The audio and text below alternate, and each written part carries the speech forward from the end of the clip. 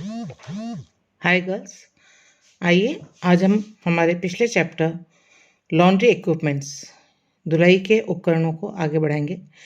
पिछली क्लास में हमने बात करी थी वॉशिंग से संबंधित, धुलाई से संबंधित लॉन्ड्री इक्विपमेंट्स की। आज हम बात करेंगे ड्राइंग एंड फिनिशिंग की, यानी वस्त्रों को सुखाने में काम आने वाले उपकरण और वस्त्रों को परिसज्जा देने वाले या परिष्कृति देने वाले, फिनिशिंग देने वाले उपकरणों के बारे में। राइट। तो सबसे पहले हम आज बात करेंगे वस्त्रों को सुखाने वाले उपकरण या सुखाने के काम आने वाले उपकरण। जैसा कि हम जानते हैं कि यदि हम वस्त्रों को जब धोते हैं तो उसके बाद में उन्हें सुखाना आवश्यक होता है। यदि आप उन्हें ऐसे ही गीले ही टांग देंगे तो वस्त्रों में स्मेल आ सकती है, क्योंकि उसमें पानी सही तरीके से वाष्पीकृत नहीं होगा और वो बदबू मारेगा। तो कपड़े सुखाने के लिए हमको निम्नलिखित यंत्रों की आवश्यकता पड़ती है, निम्नलिखित उपकरणों की आवश्यकता पड़ती है। इसमें सबसे पहला और सबसे कॉमन और हर घर में आपको दिख जाएगा, वो कहलाता है अलगनी या डोरी, यानी क्लॉथ लाइन। ठीक है। तो घरों में वस्त्रों को सुखाने के लिए स्थान होने पर, नेचुरली अगर आपके पास में स्थान उपलब्ध है तो ही हम इन तारों का या अलगनी का प्रयोग करते हैं। और इसके लिए हम सूती डोरी भी काम में ले सकते हैं, हम इसमें तार का भी प्रयोग कर सकते हैं या अलगनी बांध दी जाती है और इसी पर हम क्लिप की सहायता से वस्त्रों को सुखा देते हैं। और इसके लिए बहुत कॉमन सा तरीका है, दोनों साइड में जहाँ पर भी आपका खुला स्थान है वहाँ पर हम एक छोर पर और दूसरे छोर पर कील की सहायता से इन डोरी को या तार को बांध देते हैं टाइट, और इसके ऊपर हम वस्त्रों को सुखा पाते हैं। धूप में क्योंकि वस्त्रों को यदि हम सुखाते हैं तो वो अधिक सफ़ेद हो जाते हैं और चमकदार हो जाते हैं। और आजकल इसमें प्लास्टिक की डोरी का भी उपयोग होने लगा है और सबसे ज़्यादा प्रचलन में भी प्लास्टिक की डोरी ही होती है। तो अलगनी यह सबसे पहला उपकरण है। लेकिन इसमें जो ध्यान रखने वाली बात यह है कि यदि हम 2-3 दिन तक वस्त्रों को उस तार पर या डोरी पर नहीं सुखाते हैं और यदि हवा चल रही है तो ये डोरी या ये तार भी गंदे हो जाते हैं। तो ऐसे में इनके ऊपर हमको जमी हुई धूल को पहले साफ कर लेना चाहिए एक रद्दी कपड़े से, और उसके बाद में ही उसके ऊपर वस्त्रों को सुखाना चाहिए, अन्यथा उसके ऊपर वस्त्र के ऊपर गंदे दाग लग सकते हैं। इसी प्रकार से यदि आप तार का प्रयोग कर रहे हैं तो हमें ये ध्यान रखना है, समय समय पर इसको चेक करना है कि तार पर जंग ना लगे। अगर तार जंग लगा हुआ होगा तो आपके वस्त्रों के ऊपर भी जंग के दाग लग जाएंगे, जिन्हें सुखाना मुश्किल हो सकता है। राइट। और अलगनी जो है वो घर के खुले आंगन, बरामदे, छत या खुले स्थानों में बांधी जाती है। ठीक है।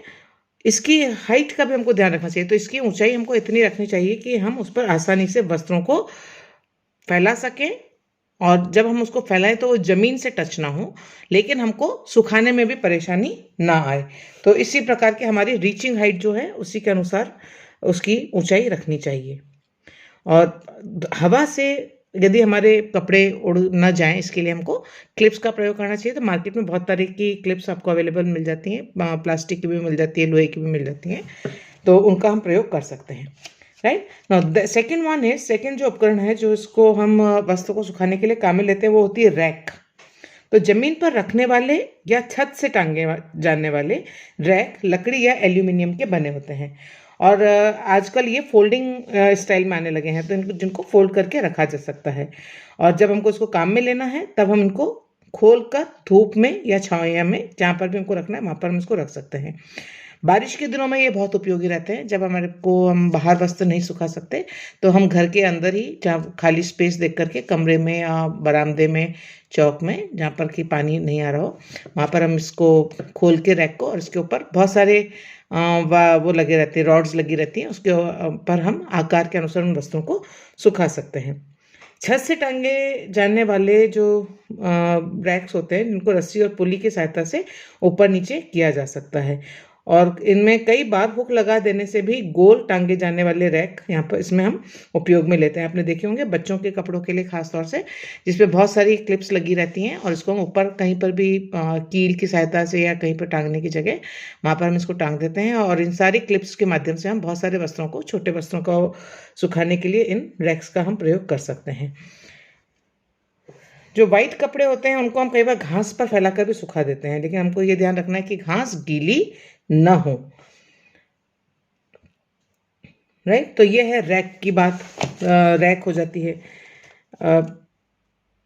रैक जैसे मैंने आपको बताया कि छत पे टांगने के अलावा ज़मीन पर रखने वाले भी होते हैं, दीवार पर लटकाने वाले भी होते हैं, भिन्न भिन्न आकृति के होते हैं, भिन्न भिन्न आकार के भी होते हैं। आजकल बाजार में फोल्डिंग रैक मिल रहे हैं जिनको हम काम में लेने के बाद समेट कर फोल्ड करके कम स्थान में रख सकते हैं। और वजन में ये रैक्स बहुत हल्के होते हैं जिनको हम एक स्थान से दूसरे स्थान पर आसानी से बिना किसी और की सहायता लिए हुए हम इसको ले जा सकते हैं। इनको हम घर के बाहर, घर में, धूप में, छाया में, आंगन में रखकर वस्त्रों को सुखा सकते हैं। लकड़ी के भी अवेलेबल हैं, प्लास्टिक के भी अवेलेबल है, जंग रहित धातु के भी बने होते हैं, एल्यूमिनियम के भी बने होते हैं। तो अलग अलग कॉस्ट के अनुसार, जितनी आपकी सामर्थ्य है उसके अनुसार आप उसका चयन कर सकते हैं। कई स्थानों पर जहाँ पे जगह की कमी होती है वहाँ खूंटी का भी प्रयोग वस्त्रों को सुखाने के लिए किया जाता है, लेकिन खूंटी पर लटकाने से वस्त्रों के आकार और आकृति में विकृति आ सकती है, इसलिए खूंटी पर सीधे लटकाकर वस्त्रों को कभी भी नहीं सुखाना चाहिए। और यदि उनको सुखाना आवश्यक है तो वस्त्रों को पूरी तरह सूखने से पहले ही हम उनको उस खूंटी से उतार लें और उसके बाद में तुरंत ही प्रेस कर दें, तो नम अवस्था में उसके अंदर सलवटें नहीं पड़ेंगी और कोई आकृति में भी परिवर्तन नहीं आएगा, राइट। इसके अलावा जो वस्त्र सुखाने के लिए हम जो काम में लेते हैं उपकरण वो है हैंगर्स। तो हैंगर भी वस्त्र सुखाने का एक उपयोगी और महत्वपूर्ण उपकरण है। कृत्रिम रेशों से निर्मित परिधान जैसे shirt, T shirt, pant, frock, salwar आदि को हैंगर पर लटकाकर सुखाने से उनका आकार और आकृति बिगड़ती नहीं है। सूखने के पश्चात इन पर सलवटें भी नहीं पड़ती और इन पे इस्त्री करना या प्रेस करना इजी हो जाता है। आवश्यकता पड़ने पर हैंगर पर सुखाए गए वस्त्रों को यूं ही बिना इस्त्री के भी पहना जा सकता है, यानी आप थोड़ा सा फटक के झटक के कपड़ों को इन हैंगर्स पे टांग दीजिए और तो उनके और उसमें से सलवटों को गीली अवस्था में निकाल दें और उनको सुखा दें। अगर इस प्रकार की प्रक्रिया हम अपनाते हैं तो उन वस्त्रों पर प्रेस करने की आवश्यकता नहीं रहती। हैंगर पर वस्त्रों को टांग कर इसे कहीं भी धूप, छाया अथवा हवादार स्थानों पर बनी हुई अलगनी या खूंटी पर टांगकर वस्त्रों को सुखाया जा सकता है। ठीक है, तो कई वस्त्र ऐसे होते हैं जिनको हम समेट करके, जैसे साड़ी वगैरह है तो हम इतना स्थान हमारे पास में नहीं है तो हम समेट कर हैंगर पर उसको लटका सकते हैं और इस हैंगर को वापस हम जो अपने स्टैंड्स होते हैं, जो वस्त्रों के हमने रैक की बात करी, उसके ऊपर हम टांग सकते हैं। कई बार इन्हीं हैंगर्स को हम खूंटियों पर लगा सकते हैं। तो उपयोगिता और आवश्यकता के अनुसार हमें इन हैंगर्स का प्रयोग करना होता है। शर्ट्स वगैरह है तो इनको आप डायरेक्ट उसकी बाहों के अंदर आप हैंगर्स को फंसा करके धूप में सुखा दीजिए, तो आप वो स्थान कम घेरेगा, वो जितना पतला हो जाएगा और वो स्थान को कम घेरेगा और बहुत सारे शर्ट हम एक ही समय में एक ही डोरी के ऊपर उसमें सुखा पाएंगे। कुर्ते भी हम इस प्रकार से सुखा सकते हैं, सलवार आदि को जो सिंथेटिक हैं स्पेशली, क्योंकि कॉटन के जो वस्त्र होते हैं उनको हमको फैला करके सुखाना होता है, जबकि सिंथेटिक वस्त्रों को यदि हम समेट कर भी सुखाते हैं तो वो, क्योंकि उनमें सूखने की क्वालिटी होती है, जल्दी सूखने की क्वालिटी होती है, तो उनको हम समेट करके हैंगर्स पर टांग करके भी सुखा सकते हैं। ठीक है, इसके अलावा जो उपकरण हम काम में लेते हैं क्लिप्स के, और क्लिप्स जैसा कि हमने देखा था कि रैक्स के अंदर भी क्लिप्स का उपयोग किया जाता है, अलगनी के ऊपर भी हम इन क्लिप्स का उपयोग करते हैं। और इन क्लिप्स क्या होती हैं, जो वस्त्रों को हवा में उड़ने से एक तो रोकती है और दूसरा वस्त्रों के ऊपर पकड़ बनाए रखती है, तो वस्त्र इधर उधर नहीं जा पाते। तो वस्त्रों को सुखाने में हम कई बार क्लिप्स का प्रयोग करते हैं, खासकर उन स्थानों पर जहां वस्त्र खुली जगहों पर या सीधी धूप में सुखाए जाते हैं। अलगनी पर फैलाए गए वस्त्रों कई बार हवा के झोंके से उड़कर नीचे गिर जाते हैं, इसके लिए उन पर क्लिप्स लगाना आवश्यक होता है। इसी प्रकार वस्त्रों के उड़कर नीचे गिर जाने से उन पर धूल, मिट्टी या गंदगी लग सकती है और उन्हें दोबारा धोने की आवश्यकता हो जाती है। इस झंझट से बचने के लिए हमें क्लिप्स का प्रयोग करना चाहिए। छोटे कपड़ों पर स्पेशली, बड़े कपड़े तो कई बार अपने वजन से ही वो तार के ऊपर टंगे रहते हैं या स्थिर रहते हैं, लेकिन जो छोटे कपड़े होते हैं वो हल्की सी हवा के झोंके से उड़कर गिर सकते हैं, तो उनको हमको रुमाल है, मोजे हैं, अंडरगारमेंट्स हैं, इनको हमको क्लिप्स की सहायता से ही टांगना चाहिए। जो क्लिप्स हैं वो आपको मार्केट में प्लास्टिक के भी मिल सकते हैं, एल्यूमिनियम के होते हैं, स्टील के होते हैं और लकड़ी के भी बने होते हैं। और जैसा कि आजकल प्लास्टिक के बढ़ते चलन के चलते हम प्लास्टिक के जो क्लिप्स हैं उनको ही हम ज़्यादा उपयोग में लेते हैं, क्योंकि एक तो वो सस्ते होते हैं, इजी टू हैंडल होते हैं, उनमें जंग लगने का प्रावधान नहीं होता और सस्ते होते हैं, इसलिए हम उनको अगर वो टूट भी जाएं, खो भी जाए, तो हम उनका दोबारा परचेज कर सकते हैं, राइट। तो ये हैं हमारे सुखाने के उपकरण। अब बात आती है वस्त्र पर परिष्कृति करने के उपकरण या परिष्कृत करने संबंधी उपकरण। और इसमें जो सबसे इम्पोर्टेंट होता है वो आपको होता है इस्त्री करना या प्रेस करना। तो धुलाई के बाद वस्त्रों को सुखाना अनिवार्य हो जाता है, और कुछ कुछ वस्त्रों पर जैसे सूती और लिनन पर हमको नील और कलफ भी लगाना पड़ता है उनमें फिनिशिंग देने के लिए, क्योंकि नहीं तो वो ऐसे लूज हो जाते हैं, फॉल उनका अच्छा नहीं आता और दिखने में भी वो अच्छे नहीं लगते, आकर्षक नहीं लगते। तो सूती वस्त्रों पर हम नील का या कलफ का प्रयोग करते हैं। और आपने भी अपने स्कूल के टाइम में अपने जो ड्रेस की चुन्नियाँ होती थी उनको हम कलफ करके पहनते थे। पहले तो हम सलवार और कुर्तों को भी हम प्रेस करके पहनते थे, लेकिन कलफ करके प्रेस करके पहनते थे। लेकिन अभी भी चुन्नियों को स्पेशली जब हम समेट करके लगाते हैं तो अपने स्थान से न खिसके, इसके लिए उनमें कड़ापन लाने के लिए हम उन पर कलफ लगाना पसंद करते हैं। तो कलफ लगे हुए सूती अथवा लिनन के वस्त्र बिना प्रेस करके पहनने के योग्य नहीं रहते हैं, और सूखने के बाद जो वस्त्र है वो मुड़े तुड़े या सिलवट युक्त हो जाते हैं। अतः वस्त्र पर से सलवटें हटाना अनिवार्य होता है। और क्योंकि वस्त्र पर सलवटें हटानी है तो हमारा सबसे इजी और सबसे अप्रोचेबल जो वर्क है वो है प्रेस करना। तो प्रेस करना इसलिए ज़रूरी हो जाता है, स्पेशली जो कलफ लगे हुए सूती या लिनन के वस्त्र हैं उनको प्रेस करना आवश्यक होता है। कृत्रिम वस्त्रों पर प्रत्येक धुलाई के पश्चात इस्त्री करना आवश्यक नहीं है, लेकिन यदि इन पर धुलाई के बाद प्रेस कर दी जाए, इस्त्री कर दी जाए, तो वे आकर्षक, ताज़े, नए और चमकदार दिखाई देने लगते हैं। तो वस्त्र पर इस्त्री करने से संबंधित कई उपकरण प्रयोग में लाए जाते हैं, और उसमें सबसे पहला आप जानते हैं प्रेस अपने आप में है। तो धोबी और घरों में बिजली से चलित इस्त्री का उपयोग होता है, यानी आजकल धोबी भी कोयले की प्रेस आपको बहुत कम देखने को मिलेगी। सभी लोग इस जो है बिजली से चलने वाली प्रेस का ही प्रयोग करते हैं। कोयले का उपयोग आजकल कम होने लगा है। आजकल ऑटोमेटिक प्रेस का उपयोग सर्वाधिक होता है, क्योंकि इसमें थर्मोस्टेट लगा होता है जो ताप को नियंत्रित रखता है या ताप को स्थिर रखता है, जिससे कई कपड़ों पर लगातार हम प्रेस कर सकते हैं। और थर्मोस्टेट या ताप को स्थिर रखना यानी क्या, कि जिस कपड़े का जो प्रकार है और उसको जितने तापमान की आवश्यकता है हम उसके अकॉर्डिंग इस थर्मोस्टेट से उसके तापक्रम को फिक्स कर सकते हैं। यानी जैसे उस पर 1 से 5 नंबर बना हुआ है, तो 1 नंबर जो होगा वो ऐसे वस्त्रों के लिए होगा जहाँ पर आपको बहुत हल्की प्रेस की आवश्यकता है, और बढ़ते हुए क्रम में हम लास्ट में सूती जो वस्त्र है, जो कलफ किए हुए वस्त्र है, जिसपे हमको कड़क प्रेस की आवश्यकता होती है, जैसे हम कह लें तेज टेम्परेचर की आवश्यकता होती है, तो हम लास्ट में सूती लेते हैं। और इसके बीच में जितने भी वस्त्र हैं उनको रेशो की आवश्यकता के अनुसार हम उसका ताप को स्थिर कर लेते हैं, राइट।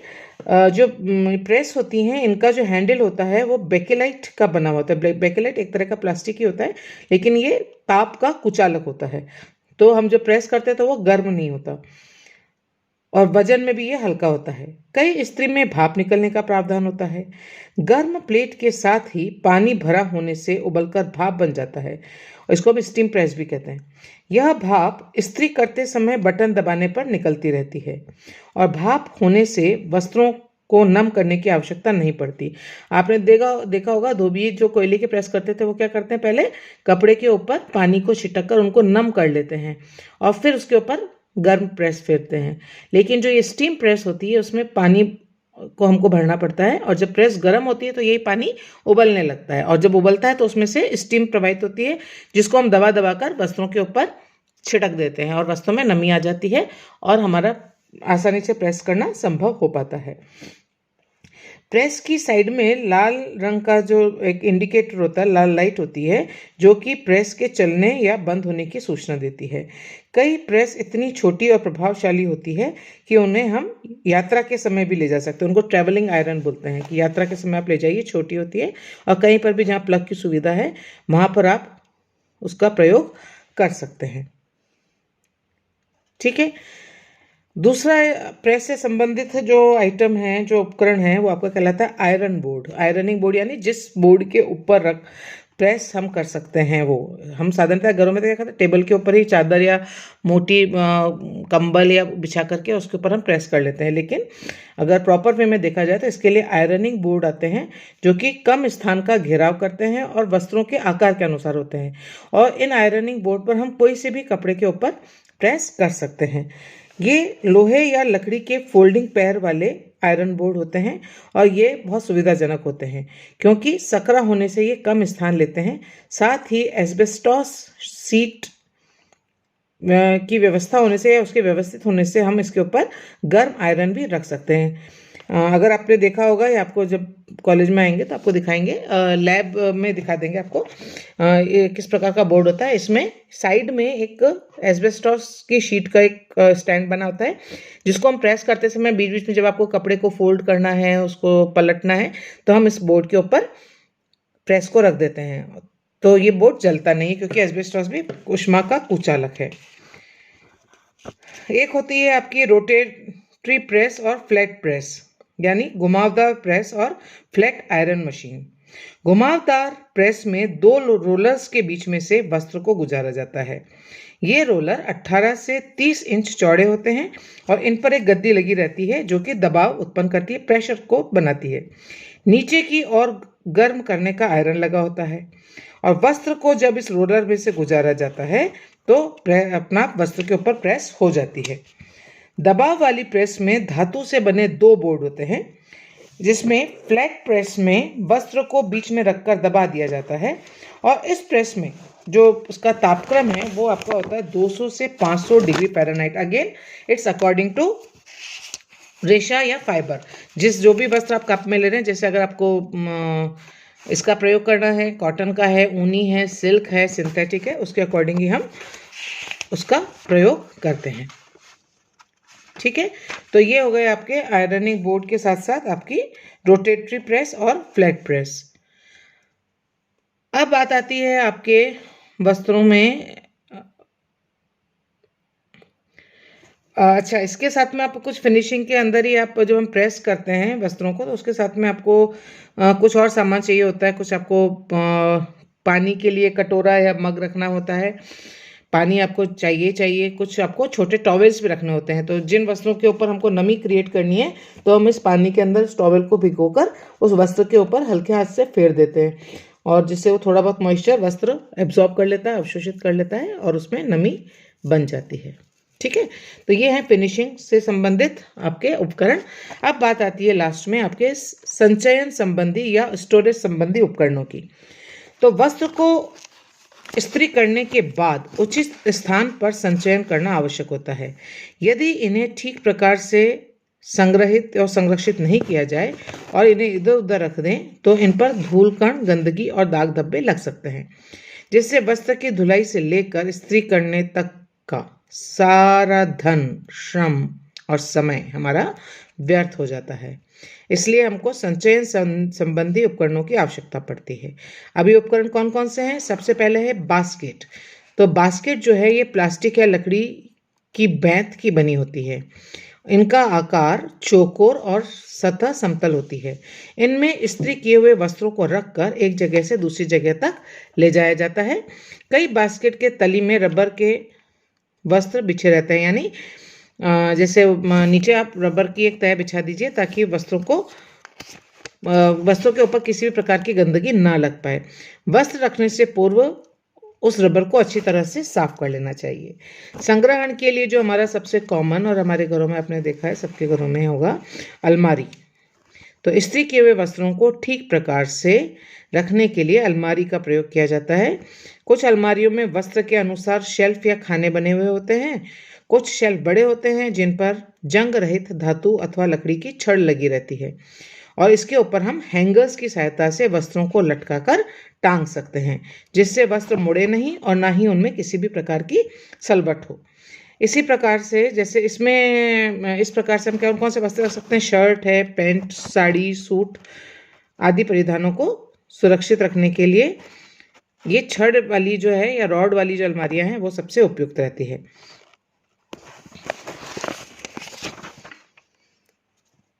ठीक है, जो संग्रहण मटेरियल के अंदर ही आपके होते हैं धुलाई सामग्री रखने के पात्र, तो आप जितने भी उसमें धुलाई का कार्य में जितने भी प्रयुक्त किए जाने वाले सामान हैं उनमें साबुन, सर्फ, अपमार्जक, प्रतिकर्मक, विभिन्न तरह के रासायनिक पदार्थ जैसे पेट्रोल जो ड्राइक्लीन के काम आता है, तारपीन का तेल, बेंजीन, बोरेक्स पाउडर, ऑक्जेलिक अम्ल, अमोनिया, ये जितने भी पदार्थ रासायनिक पदार्थ हैं इनका प्रयोग हम दाग धब्बे हटाने के लिए करते हैं। विभिन्न प्रकार के दाग धब्बों के लिए हमको अलग अलग रासायनिक पदार्थों की आवश्यकता होती है।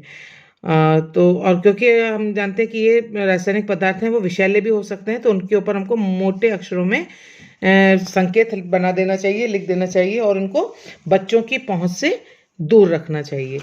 तो ये भी एक संग्रहण का संबंधी उपकरण है। इसके अलावा आजकल आपने देखा होगा कि वस्त्रों को उसके कई किट्स आते हैं, तो ब्लाउज रखने के किट अलग आएंगे, साड़ी रखने के किट अलग आएंगे, अंडरगारमेंट्स रखने के किट अलग आते हैं, टाइज रखने के किट्स अलग आते हैं जो कि प्लास्टिक के बने होते हैं और ऊपर नीचे इसमें कई बार नीचे की तरफ तो कपड़ा लगा रहता है और बाकी 3 साइड में आपको प्लास्टिक ट्रांसपेरेंट प्लास्टिक लगा हुआ दिख जाएगा ताकि आप बाहर से देख सकें कि इसमें हमने कौन सा वस्त्र रखा है। तो अलमारियां हैं, उसके अलावा आप बॉक्सेस का प्रयोग हालांकि बहुत कम हो गया है, लेकिन फिर भी कुछ वस्त्र ऐसे होते हैं जो हमारे कम काम में आते हैं, उनको हम बॉक्सेस में रखना पसंद करते हैं। और ये बॉक्सेस जो हैं ये भी एल्यूमिनियम या स्टील की शीट के बने होते हैं जिसमें हम वस्त्रों को रख सकते हैं।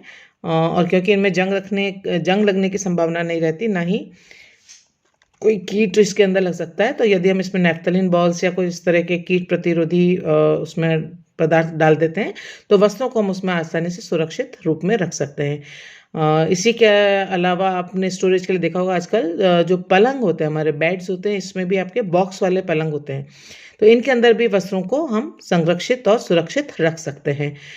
इसके अंदर आप चाहें तो उसको जो आपके अनयूज्ड चुन्नियाँ हैं या चादरें हैं या इस तरह के बड़े कपड़े हैं उनके अंदर हम अपने जो कीमती जो आपके ड्रेस मटेरियल है जिसके अंदर आपके ऊनी वस्त्र हो सकते हैं, आपके सिल्क के वस्त्र हो सकते हैं, कुछ सिंथेटिक वस्त्र हो सकते हैं, उनको जो हम मौसम के अनुसार क्योंकि वस्त्रों का चुनाव करते हैं, तो जो वस्त्र आपके काम नहीं आ रहा है उसको हम इनमें पैक करके आप इन बॉक्सेस के अंदर भी रख सकते हैं। और क्योंकि लकड़ी के अंदर आप रखते हैं और उनको बीच बीच में आप हवा दिखाते रहेंगे तो उसके अंदर दीमक आदि लगने का भी भय नहीं रहेगा।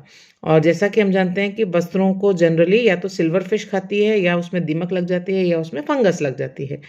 कुछ और भी कीट हैं जो कीड़े हैं जो कि इसको वस्त्रों को खा जाते हैं, अलग अलग वस्त्रों के प्रकार पर निर्भर करता है, तो इसका भी हमको ध्यान में रखना है, उसी के अनुसार उसका स्टोरेज होना चाहिए। तो ये स्टोरेज संबंधी उपकरण है, कोई बास्केट हो गए आपके, अलमारी हो गई, बॉक्सेस हो गए आपके, लकड़ी वाले बॉक्सेस हो गए और किट्स हो गए। तो किट्स वाला आजकल काफ़ी ईजी हो गया है क्योंकि उसके अंदर हम रख करके छोटे छोटे पैकेट्स बन जाते हैं जिनको हम कहीं पर भी रख सकते हैं। ठीक है, तो इसको मैं आपको एक वो दे दूंगी, आपको इसका एक जो उपकरणों के बारे में एक चार्ट दे दूंगी, इसमें देख करके आप समझ पाएंगे इसको अच्छी तरह से कि किस प्रकार से हमारे को उपकरणों की आवश्यकता, राइट। और इसी के साथ में आपका ये चैप्टर फिनिश होता है। Good bye.